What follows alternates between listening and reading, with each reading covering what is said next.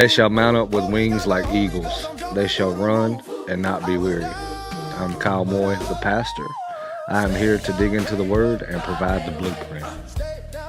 I'm Wayne Stallings, the worship leader, and I'm here to find the heart and the rhythm behind the walk. And I'm Kyle Hatcher, the guy in the seat next to you. I'm just trying to figure out how to live this out when Monday morning hits. 3 perspectives, 1 mission. To rise above the noise And lead where God has called us. This is the Eagle Man Podcast. Let's take flight. With a spirit and I read a verse. Devil tried to kill me, but it didn't work. Pressure tried to kill me, but I did it first. Walk into the studio fresh out of her.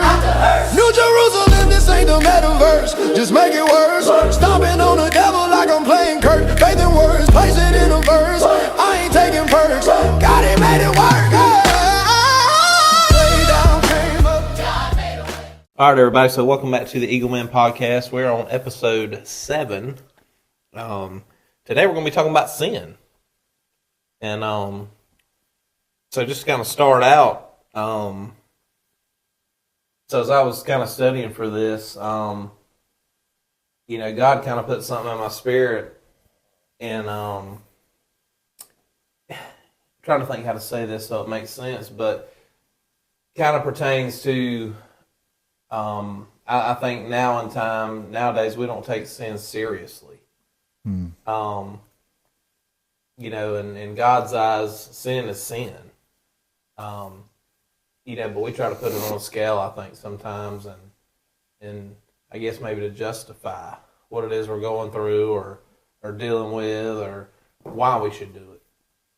I think a lot of times as men, we kind of lose the battle right there. Psalms 139, it says, "Search me, O God, and see if there be any wicked way in me." So a big thing for me is, as I've kind of learned, you have to call it out, right? You got to call it out by its name. I think, Kyle, you kind of taught me that. Yeah. You made me do it one night. But yeah, if we don't know, if we don't, I guess, call out and really know what we're fighting, we can't beat it. Yeah. Well, if you don't call it out, you're not addressing it. tiptoeing around it. Yeah, that's good. What I have to kind of start is about managing it. I've in my personal life, I've said, I can kick this. I can whatever. I can do it myself. I don't need to involve nobody, or I don't really need to pray about it, or whatever. Like, I just won't do it, whatever it may be. Right.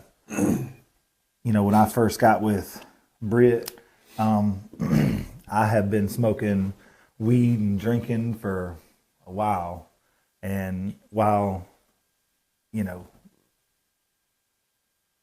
some people may say that's not a sin, whatever, it did, to each his own. You do what the Holy Spirit's telling you to do, first and foremost. But I didn't want my kids to see me, doing that and think it was okay. Because it's not, it's not all right to, whatever. But it was one of those things where I said I can kick it myself. I don't need to involve the Lord or anybody else. And Right. And for the most part, I really could manage it, that particular one. But it really wasn't until I gave it to the Lord and let Him kind of burn it up on the altar that I actually got rid of it and stopped doing it. Right.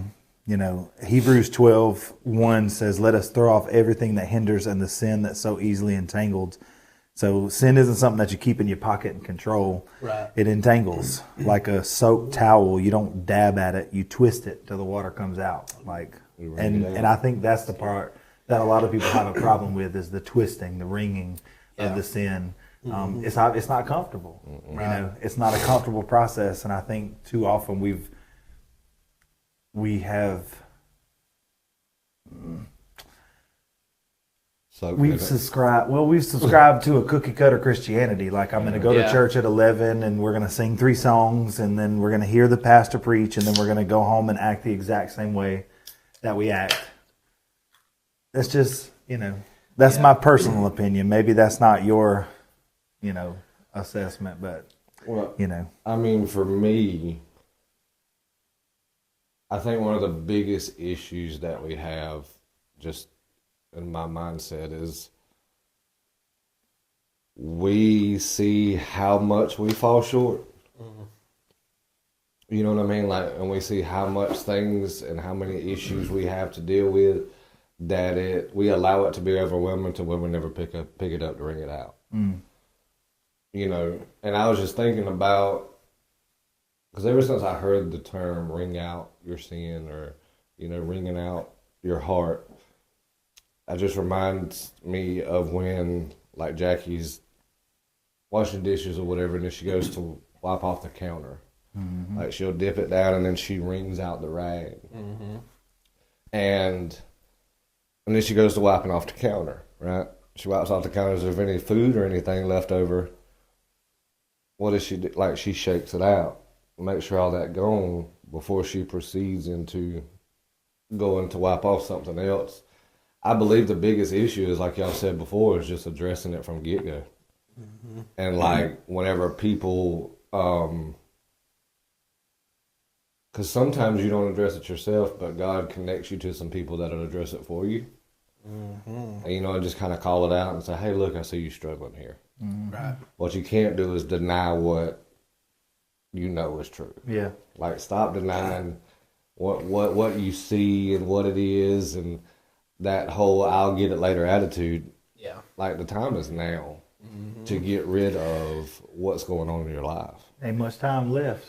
I mean, No. the state of the world today, you know what I mean? You Right. ain't, if you ain't trying to figure it out, what is you doing?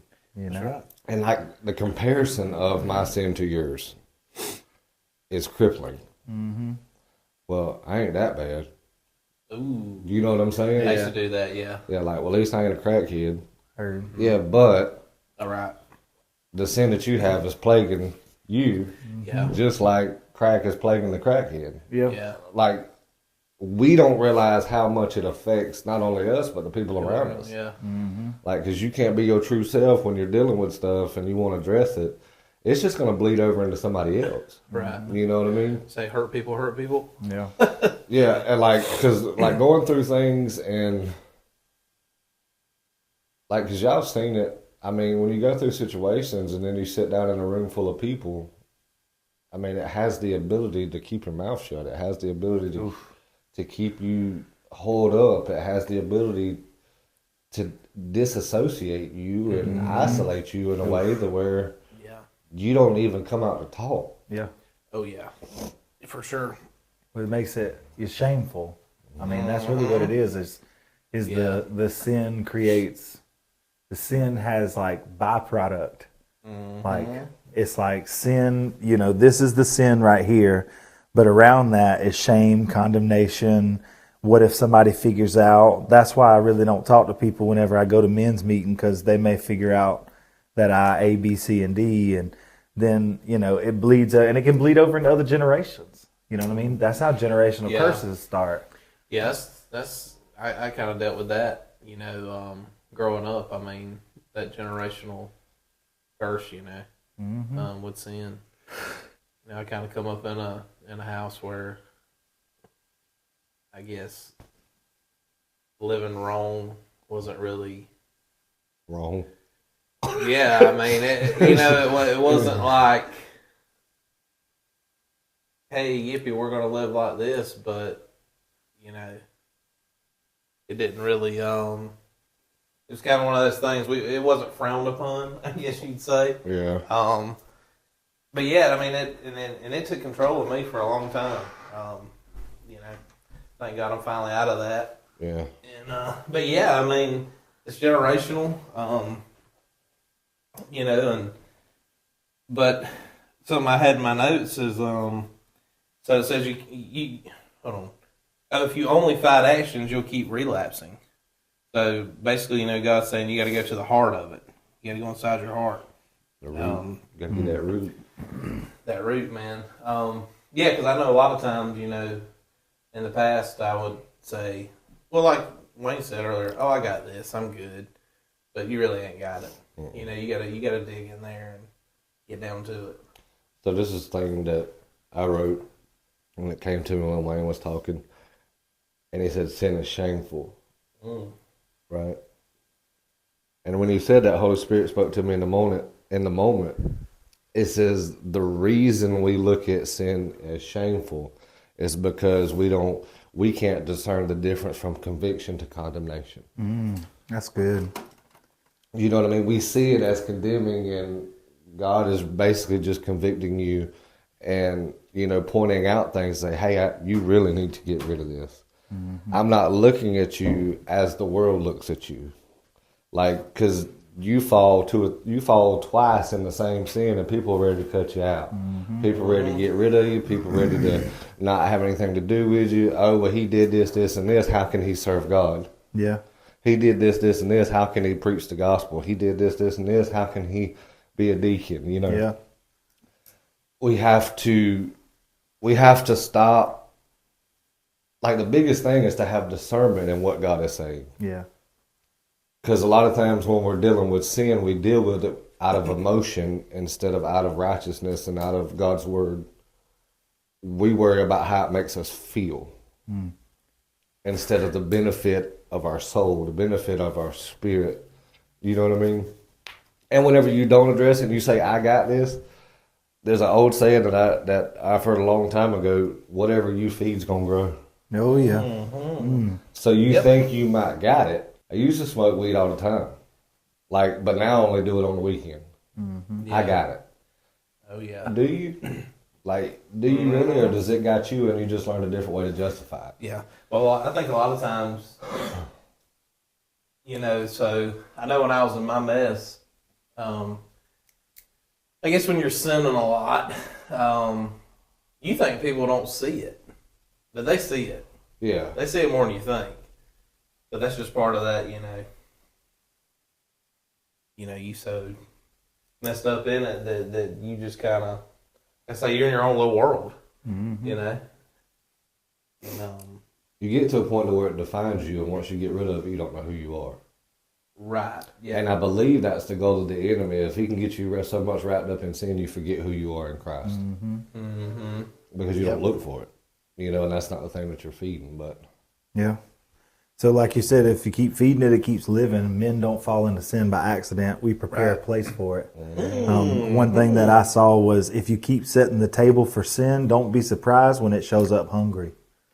Bruh, when I read that, I was like, whoo. yeah. Yeah, that's good. I mean, how often do we do that? Like, you know, we say, oh, I'm gonna not do this. You know what I mean?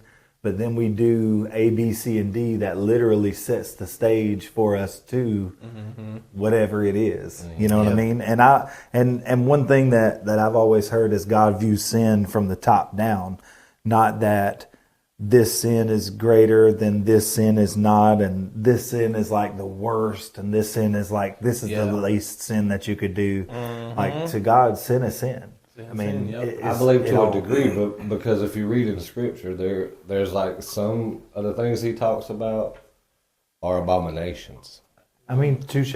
You know what I mean? So that I believe there's Spirit. degrees to. Now, I'm not saying that do this because it's not an abomination. That's not what I'm saying. But I want you to know that God sees it, and He's serious about, you know, kind of casting that thing out of you and not allowing it to take root, because that's like the word that I hear the loudest right now is just the root of it. We've been so good at cutting the grass. You know, when you cut the grass and you cut the weeds, you cut it off at the same level as everything else, but you haven't, like we said before, really got down to the root of it and dug it out. Right. Because like when you just mow over it, all you're doing is spreading seed. Yeah, that's it. Everywhere else. Right. So we've talked a lot about the root. All right. So I think I've asked this question before on a podcast, on an episode. But what's a practical way of getting to the root? I don't think you have asked that. I don't remember it, at least. A practical, are you talking about spiritual or carnally? Like, I mean, either or, whatever the Lord gives you. But like, if there's someone out there listening, or even me who deals with sin on a regular basis, like, if there is a certain whatever that you could give somebody that wants to get out of sin, that wants, the Lord will always provide a way out, is what they say. You know what I mean? The Lord will always give you a way around the sin. So obviously we can beat it, you know what I mean, with his help, not by ourselves. But if there was like a first step that someone would have to take. So it's funny that you say that. So 2 Corinthians 7:1, Paul says, "Beloved, let us cleanse ourselves from all defilement of flesh and spirit, perfecting holiness," get this part, "in the fear of God." I think the problem with the world today is they don't fear God. That's good.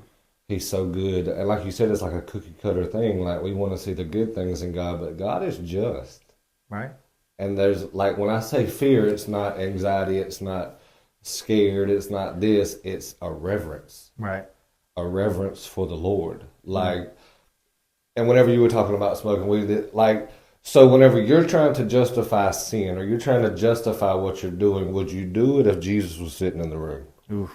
Right. Yeah, that's a no, dog. You know what I'm saying? Like, would you take, the pipe, the blunt, whatever, and say, "Here you go, Jesus, hit that"? You wouldn't. You know what I mean? Pass your phone with pornography on it. "Look what I got, Jesus." You wouldn't. Like, it's not something that you would do. So I believe it's really knowing God's heart. We don't address sin because we don't know Him. Right. We don't know what He says. We don't know how He feels about it because we're not in our Word reading the character of who He is. And one of the biggest things I think you have to do, because like whenever you take communion, we do it here the first of the month. And I've heard it several times. And it says, examine yourself. We don't like to. Right. We don't like to look at the negative. We don't like to look at what's wrong. Because we've been told that God loves me just like I am. Yeah, but that same love is not going to leave you the way He found you. That part. Right. That's good. So I really think it's taken some time to shut the world off and get in a quiet place with Him. Get in your prayer closet. Get somewhere where you and Him can have conversation, not a dialogue. Right. Like, you're not the only one speaking. So I think getting to the root, for me, the first step would be simply getting quiet and building relationship with Him. Because we want a quick fix. And God's not about quick fixes. He's about solutions. What y'all say all the time. We want to microwave. We want to microwave God, and He's really a crock pot. that part. Yeah. Jesus. Like, it takes time. Like, and we have to understand that this sin that has been grabbing a hold of us since birth, or since 7 or 8 or however long you've been dealing with it, we expect it to be cut off and gone in an instant. And it's not. It takes work. Yeah. It pulls your excuse from being a lazy Christian, and you're going to have to get at it. You're going to have to stay dedicated to it. I feel like I'm talking a lot. Go ahead, Kyle.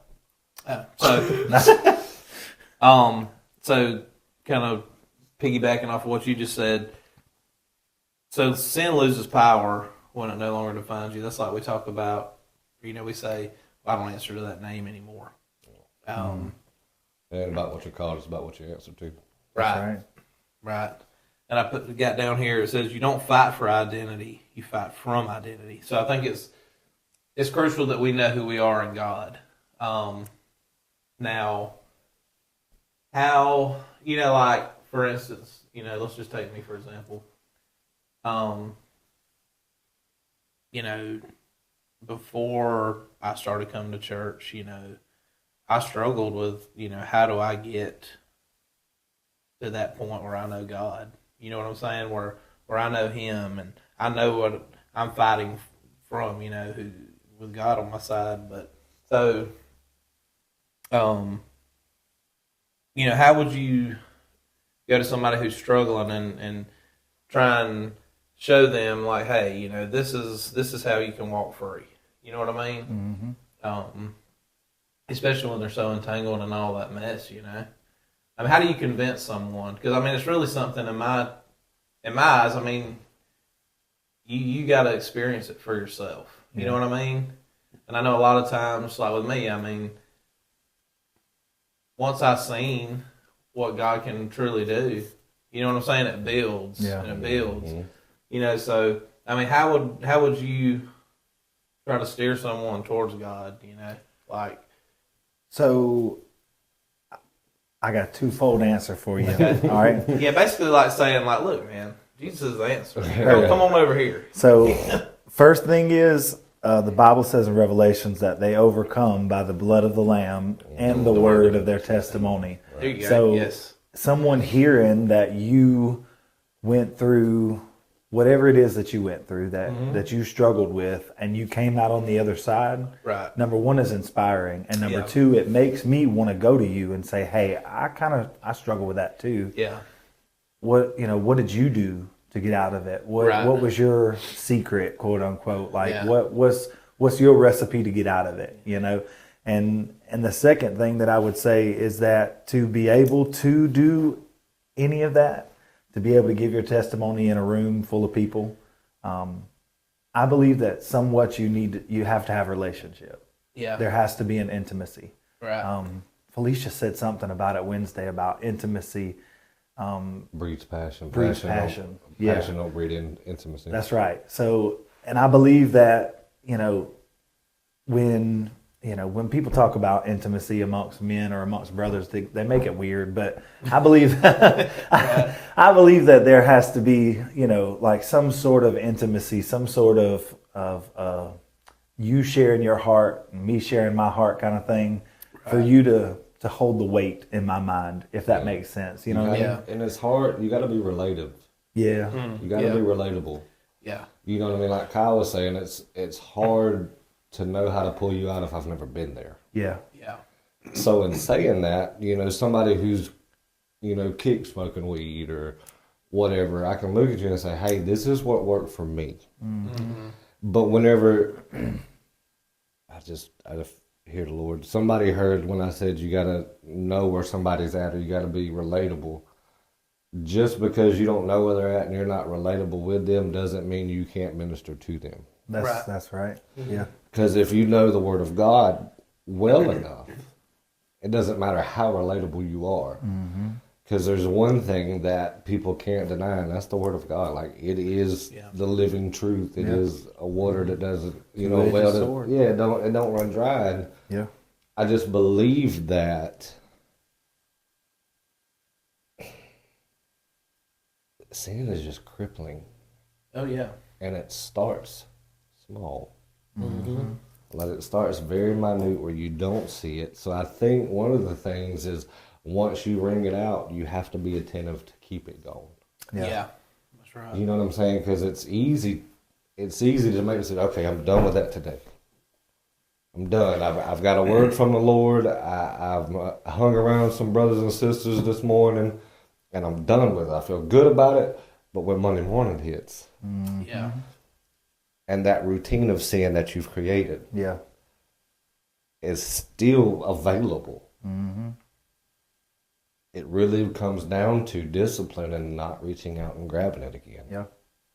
Because they know your name.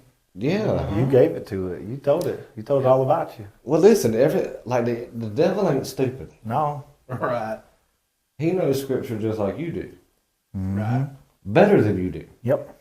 Like, so he knows. He even tempted Jesus The word. with scripture. With the word. You know what I'm saying? So if he's going to do it to him, Right. no, he's going to do it to you. Oh, yeah. You know what I'm saying? Like, we have to get in a place to where we know God good enough that the devil can't confuse us, and he can't get to a place to where, well, that sounds like something God would say. Right. You got to, it's all about that relationship. And I'm telling you, one of the biggest things that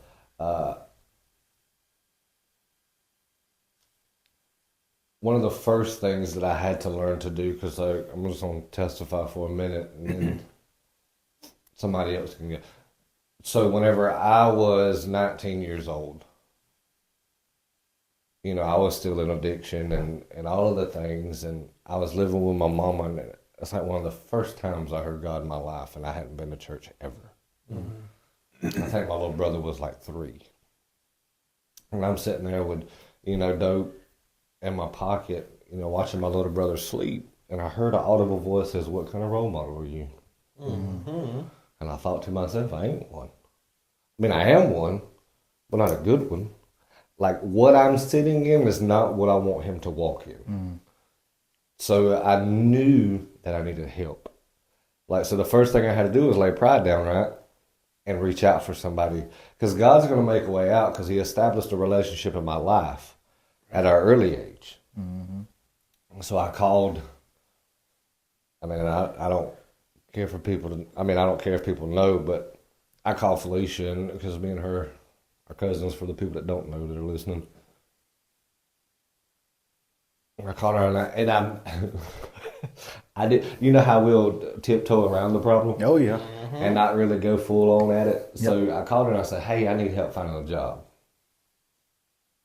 I just smoke weed, but I need help finding a job." She didn't know that part. Also going to need some clean PP. So I go to her that day and we hang out and it's a good day. And right when I get there, she's like, "When was the last time you've done drugs?" Like right off the rip. And I was like, "Yesterday." She said, "Well, you can't get a job dirty." Right. And I said the same thing. "Well, I know ways to get around it." She said, "That's the problem. Yeah. Oh, you still gotta stop going around it. Yep. And go through it." Yeah. So I was sitting there and I just really, like, the sin that I was in had made me a facade of who I really was. Mm. And I remember going through the day and looking, and I sat down on her front steps of her house and I just started crying. And she was like, "What's wrong?" And I said, "If you asked me who Kyle Moy was, I couldn't tell you. I don't know who I am." She said, "That's okay. I didn't ever forget." Mm-hmm. So whenever that happened, it opened the door for somebody else to look in and see me. And I looked at her and I was like, "Hey, can I stay here?" And she said, "Yeah, you can stay tonight." I was like no. Not like for a little minute. No. Yeah, I was like a little while. Like, I need help. I need to live here. Yeah. She said, "Do you know what you're asking for?" I said, "Yeah." Had no clue. Nope. Oh, you was gonna get some accountability. I just knew I needed help. Yeah. You know what I mean? But you look at it like this. You did something at 19 years old that a lot of grown, fully mature men can't do, and that was reach out for help. Yeah. And say, "Hey, look, I'm struggling." And this is the thing, because I've been wrapped up in this thing since 10 years old. Yeah. Mm-hmm. So I reached out and she said, "Yeah." She said, "There's rules." She said, "You gonna go to church every time the doors are open?" She said, "And everybody that you knew, that you were associated with, better not know where I live." Mm-hmm. Right? Mm-hmm. And that was one of the things, like, dude, I fell off the face of the earth. I remember dropping you off one time and you were like, "You can't come inside."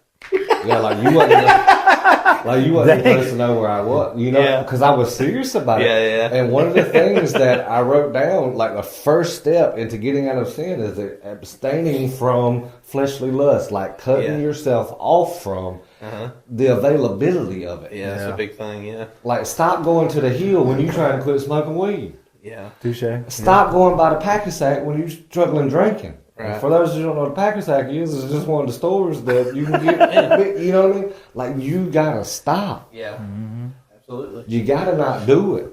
Like, pull yourself out of, stop going into environments thinking that you're ready to change them when the sin is still in you. That part. Well, that's good.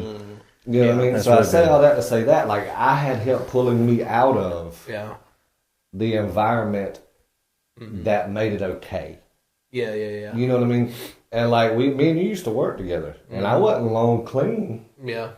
Maybe a year or two, possibly. Yeah. And I remember many times she was like, "You want to come to the house and hang out?" Like, I would have loved to, but I knew deep down I was like, "Bro, I can't." You know what I mean? I can't do it. Yeah. I love you, but I can't. Yeah. So that's one of the hardest things, man. Is like people you've built friendships with. That's one of the main things, man. You got to cut ties with some folks because if you don't, you're gonna stay in it. But something that I had down was killing sin at a desire level. Like, and I put down, for example, like, so if you're, it's misdirected desire. So if you're, wanting closeness or connection, misdirected desire would be like adultery or lust, what are some ways we can kill that desire, and I guess kind of talk ourselves into not going through with that desire. So I can't speak on adultery or lust because those aren't, that's not something I struggle with. Mm-hmm. How did you kick not, like, just speak to the marijuana? So, yeah, I was going to say, like, to be completely honest with you and be completely transparent, the desire is still there. I mean, that's just, it is what it is. Like, mm-hmm. I would love to smoke a blunt. You know what I mean? I would love to go grab a sack. I know exactly where I could get it from, too. Yeah. But I know that that's not who I am anymore. Right. I know that that's not what I want for my wife or for my kids. I don't want them to see that and think it's okay. Like I said earlier, when I first met Britt, and what do you do on the days when the desire is heavy? Smoke about 20 cigarettes. No, like, really is like biblically, like what comes to your mind whenever the thing is active and it's in the forefront? What do you go to? Like, just to help the people, because great. I mean, if we're honest, because I smoke cigarettes too, but if we can't, and it's going to step on both of our toes, we can't kick one addiction with another one. Yeah. Like, that can't be the safe haven. You're right. Although people don't frown on cigarettes as much as they frown on smoking marijuana. Yeah. You know what I'm saying? Like biblically, what can we tell people that kills the desire? Like, for me, whenever I have a rough day, I look at what God's blessed me with. That's good. I go in and I look at a little 3-year-old boy that says, Dada. I look at Elijah and says, Daddy, did you know? Like, I go into a place and I go into the evidence of God instead of the evidence of the world. Yeah. That's good. You know what I'm saying? So, like, what do you do? Do you sit down with Britt and say, I'm struggling? Or do you play board games with Rainey? Do you just sit there and watch TV? Like, what is it that you do to take the place of? So I usually just try to put my mind on something else. I mean, to be completely honest with you, whether it's watching TV or whether it's hanging out with Rainey and Britt or playing games or whatever it is, you know what I mean? I usually try to just do something else. Like, or if I'm at work, and there's a desire there, like, I try to either put on a little word, put the Bible in my ear, listen to worship music, do That's something. the kind of stuff, yeah. Do something, not to, I don't know what the word is, but just to course correct, to change, just to, I'm not doing that. Yeah. We're going to listen to Ezekiel, you know what I mean? Or whatever, we're going to listen bow down to it. There's fights that we face that we in and of ourselves are not strong enough to fight. It is what it is.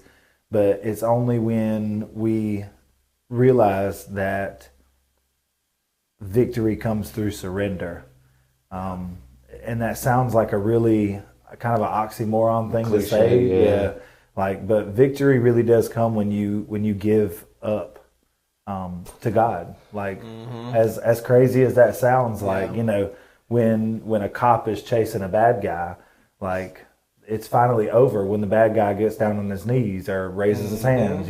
That's the surrender part. Like, you can be chased all you want to by your sin, but it really, you're not really victorious over it until you raise your hands and surrender. Yeah. Not to it, but to the Lord. Right. Yeah. Because then He comes and He does what He does best, and He gives us the victory because it's already been won. We're just not walking in it or operating from it. Right. That's like what Kyle said. Like, you're not fighting for identity, you're fighting from it. Yes. Well, just like on the same note, you're not fighting for victory.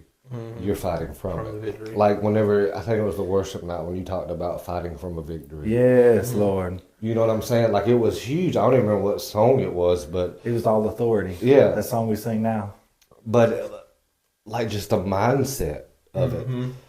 Like Yeah. one of the big things for me is like once you abstain and you pull yourself out of the situation when those things come in, like we got to stop making provision for the flesh. Yeah. Yeah. We got to stop making it available. Yeah.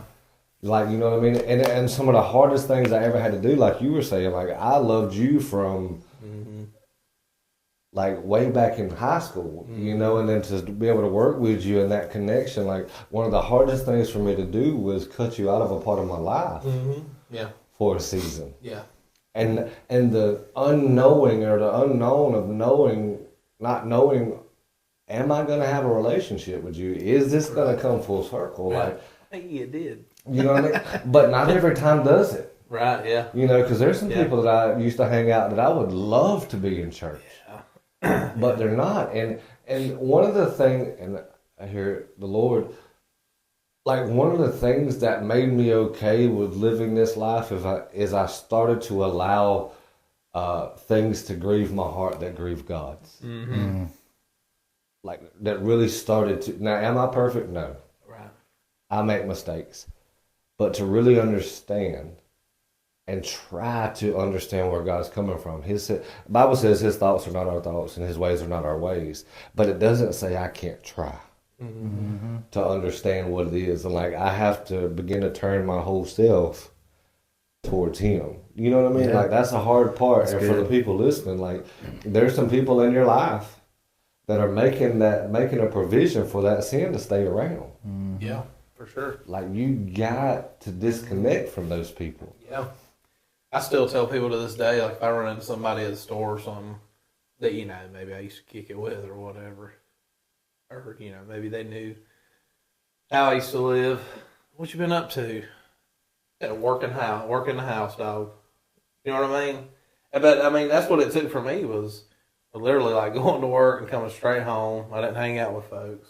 You didn't make a provision for it. Yeah, and that's hard to do, bro. You know, because, well, I mean, and we talked about it before, like, are they really your friends? You know what I mean? Yeah.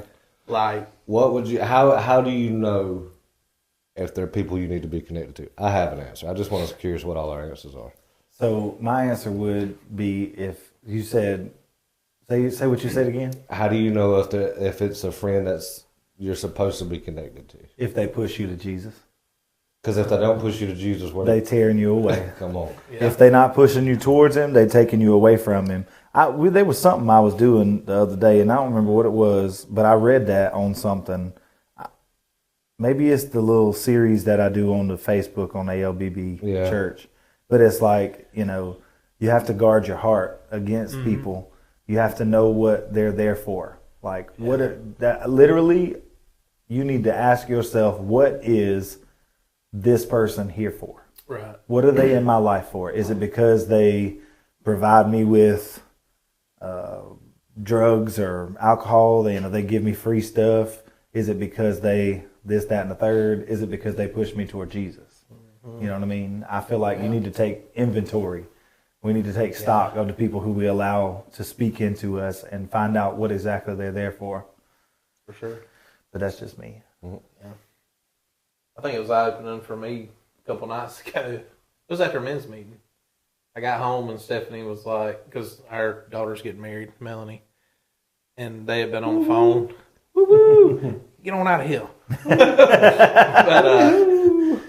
But she says, yeah, me and Melanie's been talking and we're trying to figure out, you know, a guest list or whatever. And she's like, well, who can you think of? And I was just like, just people from the church, really. I mean, you know, I pretty much cut myself off from the world, I think. You know, I was like, man, I don't kick it with nobody, you know. Just the people at the church, really. And I'm fine with that. That Yeah. part. You know? And, but, you know, a big thing for me, too, the other night was that men's meeting. You know, I had to do the lesson or whatever that night. And I think the little activity at the end was pretty powerful. Oh, yeah. But That's good. I didn't know it was going to be kind of that deep or whatever. But I think, you know, look, man, it's like what we're talking about tonight. I mean, some of the stuff that got wrote down was like, dang, bro. I mean, you know, but I get it. Mm-hmm. I mean, because look, I wrote, I think, unforgiveness on my card, but I could have wrote a whole lot more. Yeah. You know, but that's part of, you know, kind of like I said during that activity, you know, like, especially as men, you know, and it was, I heard a couple, like, you know, us men do, like, when something kind of hits, we're like, ooh. Yeah. I heard a couple of those, and I was like, but I, you know, like I said, I think it was good for all the men to see, like, bro, you ain't the only one struggling. Right. Like, we all up in here every day. Yeah. Yeah. Something every day. And that's the first step, is admitting it and calling it out. Like the next step, and what I believe we have to get better at as men folk is pushing people into their purpose. Yeah. Yeah. Like, it's one thing to pull people out of sin and to push them out of sin, but what are you doing with them after that? Yeah. Yeah. Like, we're called to make disciples. Yeah. I mean, Matthew 28:19, right? Yeah. Make disciples unto nations. And, like, but one of the issues that we deal with or struggle with is, like, we'll pull you out of where you were. Yeah. But we like, a lot of people stop at that. Yeah. Yeah. Like, we're not pushing you into your purpose. Yeah. That's right. Your job's not done, bro. Like, whenever, like, so you just, I mean, you spoke a little bit about on the podcast about your past situation, Kyle, like, and the things that you deal with. Like, me and Wayne and other people that are connected, you have worked really hard to stand by you and pull you out and keep you out. Mm-hmm. But, like, and one of the things that me and him talked about is, like, I'm glad you are where you are. Yeah, y'all talking about me behind my back? Thanks. You're welcome. I never heard y'all talk about me, but it's okay. We talked about you today. But, like, Set an alarm, bro. yeah, I did. I was up when y'all called. And he was awake. Yeah, he was awake. But, like, and you take it as us kind of jigging at you and picking at you, but, like, the whole prophecy thing and the prophet thing, like, our goal is to push you into being everything that God's called you to That be. part.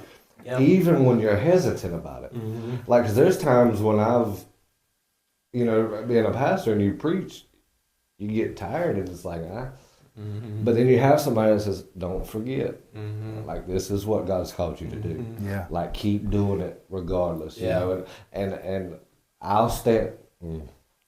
Like, men of God have to stop standing on the outside looking in and begin to stand in the fire with some people. Yeah. Mm-hmm. You want sin going out your life? Yeah. Walk through the fire with them. Yeah. Like, all the way through, even when it gets hard. Mm-hmm. You know what I mean? Because, like, one of the hardest things I've ever had to watch was you two grown men crying. Yeah. In front of me. Mm-hmm.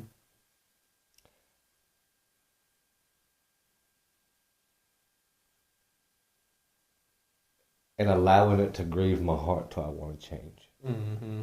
Yeah. You know what I mean? Like, because it makes me angry with the enemy when I see it. Mm-hmm. You know what I mean? But a lot of people stop it there. Yeah. We get mad. The devil ain't no good. Yeah. No, what are you doing? Yeah. To get rid of it. Yeah. Stop saying that sin is in the air and not doing nothing to get rid of it. Like, that's the whole purpose. Wring it out. Wash it out. Get rid of it. Yeah. Yeah. Like, stop addressing it. It's like, oh, we both end up together, dog. Yeah. And you still sit there with it. Yeah. Like, let's start making a plan to get out. Yeah. Yeah. Don't. I mean, people are sick and tired of being sick and tired, but they don't do nothing to get out of the sick and tired. Right. Yeah. I mean, you got a point. Right. Do you know what I'm saying? But, like, cause the enemy has made it so easy for us to be lazy. Yeah. Mm-hmm. Oh yeah. You know what I'm saying? And it's like, because how many unemployed men are trying to find quick fixes and quick ways not to get a job? Forgot about that. Yeah. Like, get your butt up and go to work. Yeah. It's one of the things that got, Well, I mean, It's terrible. I tell my wife all the time, I'm like, dude, if I didn't have to, I wish I didn't have to. You say that, but I don't believe that. You go crazy if they sit at the house all day. You love to do stuff. I love my wife, but you love to work with your hands. You love to see things come to pass. Right. Just like he does. Yeah. He loves when things are accomplished. Yeah. Me too. I despise yard work when it's done. until I get out there and start doing it. When the grass cuts. Then, because God created me to stand back and look, you took care of what I gave you. And it's just, now, I mean, I got leaves in the yard now. Yeah. Don't want to rake them. Been time to go home and rake them leaves. But I mean, I'm He just said I was talking about y'all. you know what I'm saying? Like y'all Oh, yeah. seen me in a hard place, Yeah. and you didn't turn your back on me. Yeah. Like you stood there and you said, "We're gonna get out of this." That part. Yeah, I think sometimes too, you know, like even walking beside somebody through stuff, you don't always know what to say. You don't. Sometimes you just stand there and look goofy. And like, you don't let 'em be. realize how powerful presence is. If there's anything I've learned from Joe, boy, sometimes it's Good. better to shut your mouth. It is. Just shut up Yeah. and just sit with me. Well, it's like, Be available. Yes, it's just like- be there. it's Yeah. like women say all the time, we don't want you to fix it. Yeah. We just want you to listen. And it's funny because we say that, you know what I mean? Yeah. Like they say we don't want you to fix it, and sometimes I'd be like, "Baby, just sit with me." Yeah. But the first thing that I'd be trying to do is like, "Well, babe, this is what I would do. I'm just to let you know. Like I don't really care what you would do. Yeah. I just be with Right. me. Yeah. Just sit with me." And listen. I could not stand Job. I was so ready to get out of the book of Job. We're doing the Bible recap for those of y'all that's been following along. And I'm caught up, by the way. I'm caught up. I got to do today's. Heard. we finally had them. So, so we We've been ahead of Kyle. made it in Exodus, boy. But Hey, that's bad if you're behind me. Job made me want to quit so bad because it's just because And the he's lady got a that- the lady terrible that friend. did it, Yeah. She said you can either quit before it or after it, but not in it. And it's like, well, that you should have said that before I started Come on, it. Tara. You didn't say that till after I started the books, and I'm stuck. But it's like I could not stand because the friends was there and they was talking, and half of what they said didn't make no sense at all, and then the other half wasn't biblical truth. Like they just talking out their butt. You know what I mean? Yeah. Like you said, presence is everything. Yeah. Sometimes just shut up. Yeah. Sit in the truck with me if that's what it takes. Yeah. I can assure you, I don't know what I'm talking about. That for half the time I don't neither. And if I do feel like I know what I'm talking about, whenever I leave, I'm gonna be like, Lord, that didn't make no sense what I said. Yeah. There's been times when I've preached the whole sermon, and it felt so chaotic Yeah. in the moment. But that's what happens whenever you allow the Spirit to take over and you allow God to use you. And like it just brought me back to remembrance, like when you were still in your thing, in addiction or whatever, and like I came to the apartment Oh, yeah. and I showed up. I didn't say nothing to this man, Get out of my house now. but but just my presence Yeah. was enough. Yeah. Because he got up, walked out. You know what I did? Followed him. Come sit with me. I'll sit with you. But I need you to know I ain't going nowhere. Yeah. That part. We as men have to begin to gird ourselves up together and stop leaving when it gets hard. Yeah. Stop backing out whenever it gets tough. Stop backing out when the result ain't what you wanted it to be. Yeah. I mean, it's just stop. Yeah. It's just, Like I said, there was a time with you one time where something had happened, and you walked out of the room, and I came out after you. I was going after you. I went and grabbed my cigarettes, hopped in the truck faster than he did, and I was like, "We riding or smoking? What we doing?" we're just gonna sit here, though. Yeah, and I was like, "All right," I was just, and we just sat there, and we didn't then- say nothing. And even when he came back inside and he sat down, I was right there by him, bro. Yeah, And we the gonna be in presence there. is powerful. We in there, bro. Yeah, How I many, mean- like, how many kids don't have an example of a father simply because they're not present? Oh, yeah. Yeah. True. And sometimes it's not by the father's choice. I'm not speaking to Yeah. you, but like the ones who just gave up, Yeah. like, stop giving in. Yeah, yeah, Look, if Jesus didn't quit, huh? yeah, Facts. You know what I'm Yeah. saying, bro? Yeah. Like, come on. Yeah. yeah. But Well, maybe that's the part of it too. Like we make it so easy for us to give up on all these other things, and then maybe that just makes it easier for us just to give in to sin. Yeah. I don't know. Just So one of the things that I read was radical obedience beats half-hearted repentance. Bro, it tripped me out. So Jesus says in Matthew 5:29-30, if your right hand causes you to sin, cut it off. So Jesus wasn't exaggerating; he was emphasizing urgencies. And some examples of cutting off your right hand kind of thing could be deleting apps, ending friendships, stepping away from environments, giving up comfort for holiness. Comfort is the currency that sin uses to stay alive. So as a pastor, I mean, can you speak to the whole cutting your right hand off business? Because I knew there was no way we was going to talk about sin without talking about cutting off right hands and plucking out eyes. And there's a whole thing he says in there that I'm like, Lord, I better you enter the kingdom with one hand than with sin in your heart. That comfort thing ain't no joke, bro. There was a time, I'd have told you I ain't scared of sin. I'll lay right down beside it. Heard. You know what I'm You saying? said that about work too, but You ain't scared of work. I'll lay right down beside it. so the whole thing about cutting your right hand, I'm just saying, if like we took that little, there'd be a whole lot of handless people. And eyeless people. We'd Yeah, have no eyes, we'd no be walking hands. around just like lost goats. Bro, it'd probably just be a torso by the time. You know? So what that and I'm just gonna. I mean, it's kind of self-explanatory. Whatever it is that's causing you to stumble, cut it off. Cut it off, yeah. Like, stop playing with it. Yeah. You know what I mean? I mean, my mama said something. If she listens, she might get mad at her, but it'll be all right. Robert used to like. He was a man that wasn't going to allow you to sit in nothing. Like, we coming out, bro. And I'm going to push you out. Yeah. And you may hate me in the moment, but you're going to appreciate it once you're out. Yeah. He used to tell my mama all the time, you need to stop laying around with them devils. Stop laying around with them things. And my mama used to tell me, you leave me and my devils alone. You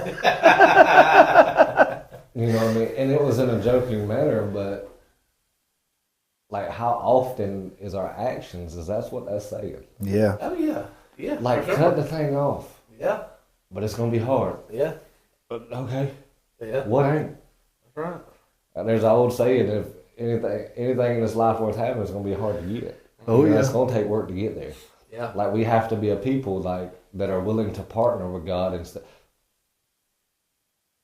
Like, we have to stop looking at Him as a Savior only. Yeah.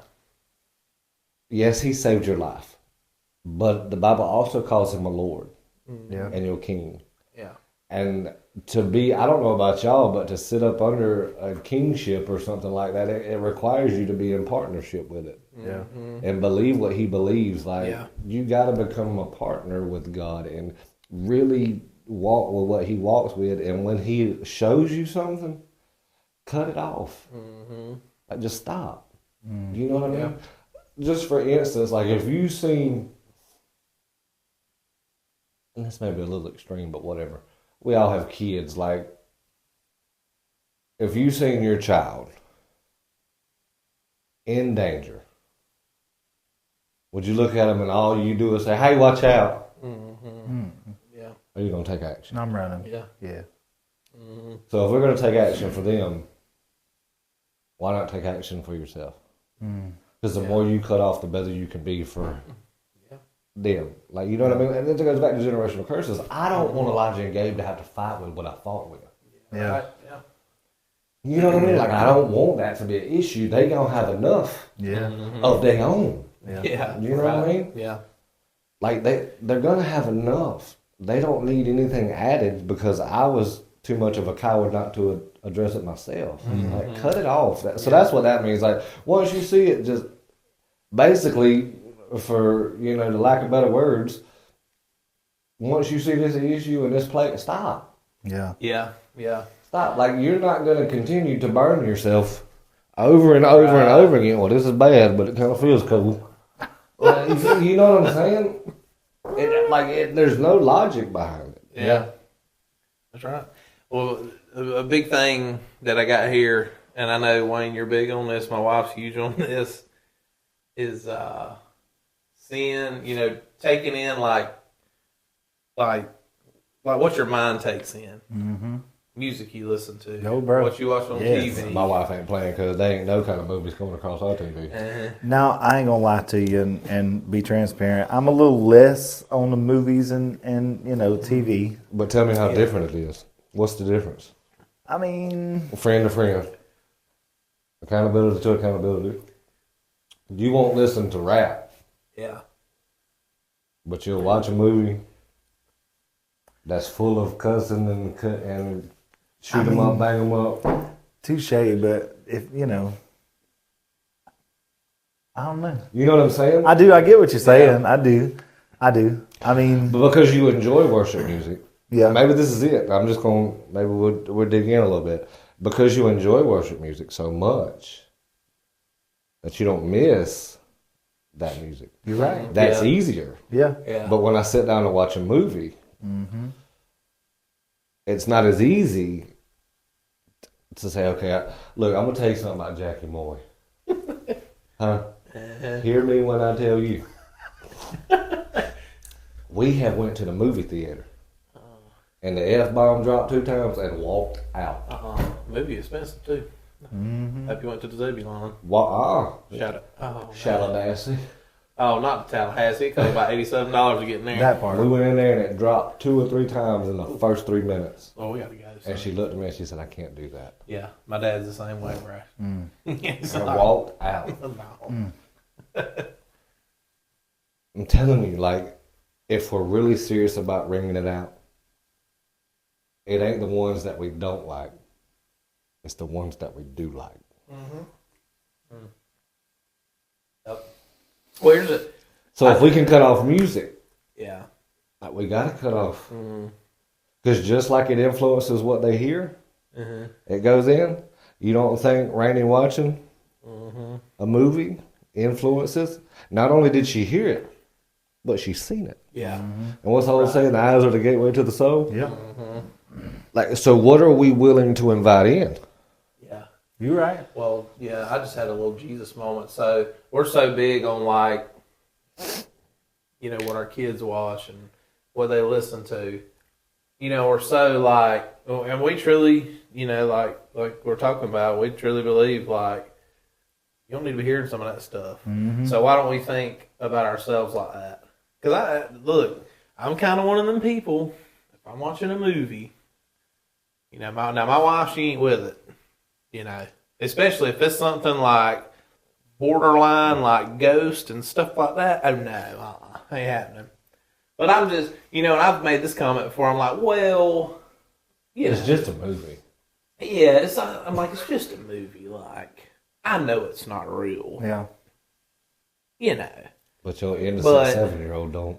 Correct. Yeah, so we should, you know what I'm saying? So I guess what I'm saying is we should hold ourselves to that same standard. You know what I'm saying? Like that we held our children to. Because you hold them to it for a reason. Yeah. Yeah. And I'm not trying to, I'm not Yeah. trying It's their innocence. Yeah, well, I'm Yeah, not- yeah. And I get it. Well, I think we look at ourselves sometimes and we're like, we've already been exposed. You know, You know what I mean? And I And get they it. have. in my mind, I guess it's the same argument as this sin ain't as bad as that sin. Like in my mind, watching a demonic movie Yeah. is a no go. Yeah, not gonna do that. Yeah. And my wife will tell you the same thing. You ain't watching that on my TV. Like Yeah. that's a thing.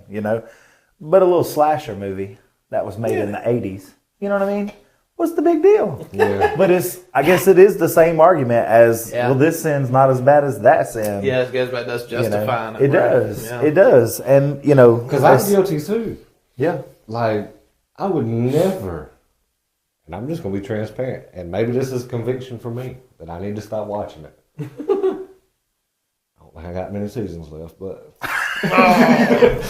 but that's what we do. If That's it's a on- prime example of what we do. If it's on Netflix, you probably got like a year. Yeah. Before they'll give you another. So you got a year to. But I would never, ever allow Elijah or Gabriel to watch Criminal Minds. Oh yeah. Well, I mean, I wouldn't allow them to watch it, but But I watch it. it's a police show. You know what I mean? But it talks about It talks, I'm not trying to justify it or nothing. You're But I'm- justifying. but it talks saying- about things that I don't never want them to have to experience. I mean, touche. You're right. I mean, Right. I would never let them watch it. Now the reality of that is that some of the stuff that they talk about is in the world. It's happening. Yeah. Like yeah, for sure. child abduction and all of these things are happening Mm-hmm. to guard against. Yeah. But Lord, he's convicted me. I might have to stop watching it. But I've been watching it at work, and something happened on that show to where I get a 30-minute lunch break and I would go home Mm-hmm. Check things out. to make sure my family was okay. Yeah. What is it really inviting? Mm-hmm. What is it inciting in me? Get that mind Fear? first, bro. Fear? Anxiety? Mm-hmm. Because I know the door was locked. You locked it before you left. Yep. Did I? But what if somebody's in there watching? What if they're watching through the window? Yeah. What are we allowing That's a good point. things to influence us? Like, Yeah. what are we opening ourselves up to? Yeah. Yeah. You might want to let Jackie know you're doing that because I'm pretty sure she has a pistol. Oh, And I don't want her I to feel shoot. like Jackie's like a pistol in the car, a pistol by the bed, I a don't pistol in the purse. I like, don't want your facts. wife to shoot They're you just 'cause you're hidden all checking over on the the house. No, funny story. Funny story. Like I came home one night because I used to work night shift whenever we were together, and it's kind of come full circle to where I'm doing it again. Like I came home and walked in, and like her flip on the switch and have a golf club in like Ready. oh, it's just me. you know what I mean? Like, I'm just like we have to be careful. Yeah. Absolutely. Now, am I saying that you can't have a movie night and watch it? No. But what I'm saying is be careful. Yeah. Be careful what you're inviting and what you're allowing your mind Yeah. Yeah. to see. Yeah. I think like an example for me is why's your hair like that, bro? Listen, I just took my hat off. All right, leave me alone. I'm like a full cockatoo.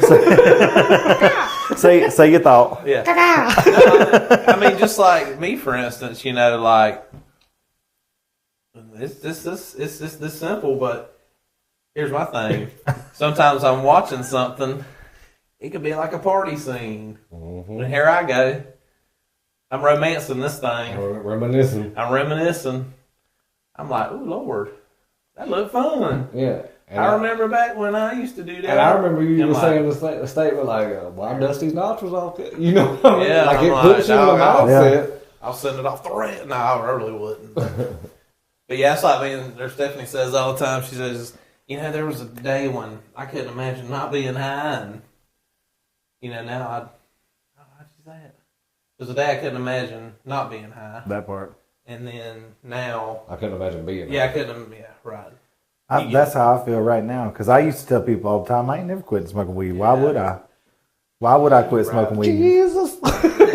Jesus I mean, well, I did not know what he had planned. I didn't know that he was going to bring a godly woman in my life, or he was going to give me 2 kids out of nowhere that was 6 and 12 at the time. Like, Yeah. I expected my whole life to go a completely different direction. You know what I mean? But God. But God, which, just a small plug real quick, if you ain't never heard that sermon, you need to go check out that sermon.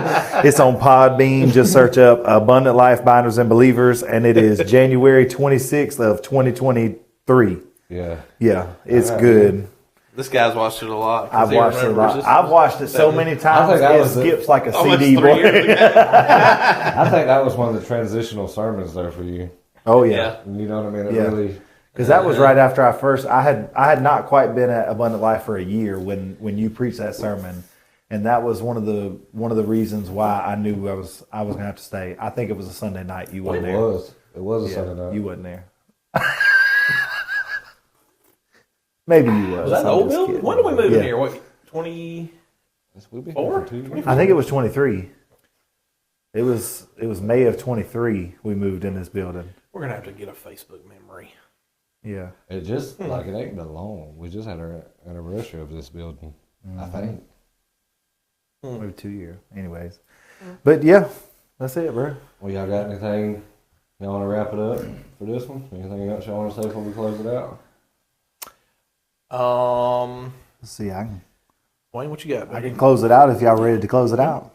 I just want to say this: know that you're not by yourself. Yep. Before Wayne closes it out, there's somebody that God has out there that will partner with you to help you wring your sin out, and to stop allowing it to be condemnation.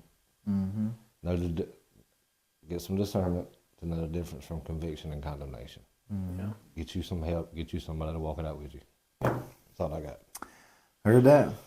All right, so Psalms 51:10 says, "Create in me a clean heart, O God."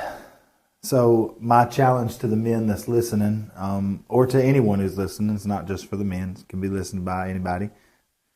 What needs to be wrung out of your life before it hardens your heart? What is that thing that hides in the closet and waits on you in the closet of your mind? But until next time, I'm the pastor. I'm the praiser. I'm in the pew.